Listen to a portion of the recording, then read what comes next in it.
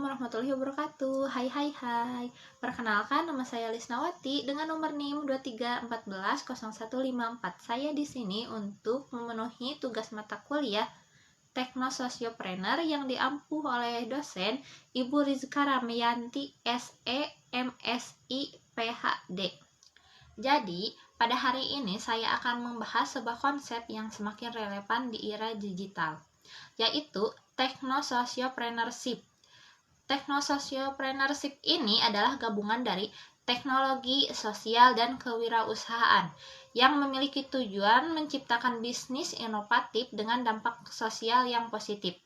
Dalam dunia yang terus berkembang, Technosociopreneurship menjadi solusi untuk berbagai tantangan sosial dan lingkungan. Konsep dasar Technosociopreneurship. Technosociopreneurship terdiri dari 3 elemen utama. Yang pertama adalah teknologi, sosial, dan kewirausahaan. Yang pertama, teknologi sebagai alat utama dalam menciptakan solusi inovatif untuk masalah sosial dan lingkungan. Yang kedua, sosial, yang berfokus pada peningkatan kesejahteraan masyarakat dan pengurangan kesenjangan sosial. Yang ketiga adalah kewirausahaan yang memanfaatkan modal bisnis berkelanjutan untuk menciptakan inovasi dan dampak ekonomi. Seorang teknososiopreneur harus memahami kebutuhan sosial, perkembangan teknologi, dan strategi bisnis yang menjamin keberlanjutan solusi mereka. Kemampuan analisis, pemanfaatan data, dan kolaborasi dengan berbagai pihak seperti pemerintah, akademis, serta masyarakat sangatlah penting untuk dilakukan. Urgensi dan pemanfaatan teknososiopreneur. Mengapa teknososiopreneur begitu penting?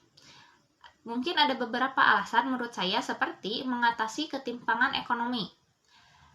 Seperti banyaknya komunitas yang belum memiliki akses terhadap layanan keuangan, platform keuangan digital yang mungkin inklusif finansial bagi masyarakat terpencil.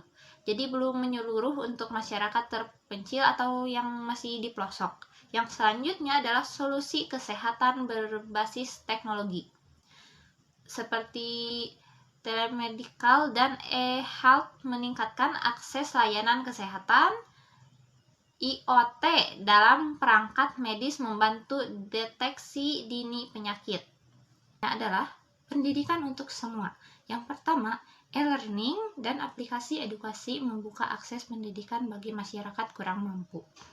Dan AI dan gamifikasi membuat pembelajaran lebih efektif untuk dilakukan baik jarak jauh maupun jarak dekat. Dan untuk yang terakhir adalah keberlanjutan lingkungan, seperti teknologi hijau mengurangi jejak karbon dan meningkatkan efisiensi energi. Sistem pengolahan limbah cerdas membantu mengatasi masalah lingkungan. Yang selanjutnya adalah contoh kasus teknosociopreneurship di Indonesia. Mungkin saya akan memberikan beberapa contoh tentang teknosociopreneurship yang berhasil di Indonesia, seperti iPesri, startup berbasis IoT yang membantu petani ikan meningkatkan produktivitas melalui sistem pemberian pakan secara otomatis. Yang kedua adalah Nazapa, menyediakan filter air minum berkualitas dan terjangkau bagi daerah tanpa akses air bersih. Yang ketiga adalah Konsula, platform digital yang menghubungkan pasien dengan dokter secara online maupun offline. Tantangan teknosociopreneurship. Meskipun memiliki banyak peluang, ada beberapa tantangan yang perlu diatasi dalam teknosociopreneurship. Yang pertama adalah modal dan sumber daya terbatas. Mengembangkan teknologi memerlukan investasi besar. Kedua adalah kesadaran dan dukungan masyarakat. Banyak masyarakat yang belum menyadari manfaat teknosociopreneurship. Yang ketiga adalah regulasi dan birokrasi. Kebijakan yang kurang adaptif dapat menghambat inovasi. Yang keempat adalah keberlanjutan bisnis. Merencanakan bisnis yang baik sangat diperlukan agar usaha tetap bertahan dan berkelanjutan. Peluang dalam teknosociopreneurship. Di sisi lain, ada banyak peluang yang bisa dimanfaatkan, seperti yang pertama adalah perkembangan teknologi terbaru seperti inovasi energi bersih seperti panel surya dan kendaraan listrik semakin berkembang. Yang kedua adalah teknologi pertanian berkelanjutan. IoT dan AI dapat meningkatkan efisiensi pertanian. Yang ketiga adalah pendidikan dan kesehatan digital. Digitalisasi layanan peningkatan akses di daerah terpencil. Yang keempat adalah teknologi pembersihan lingkungan.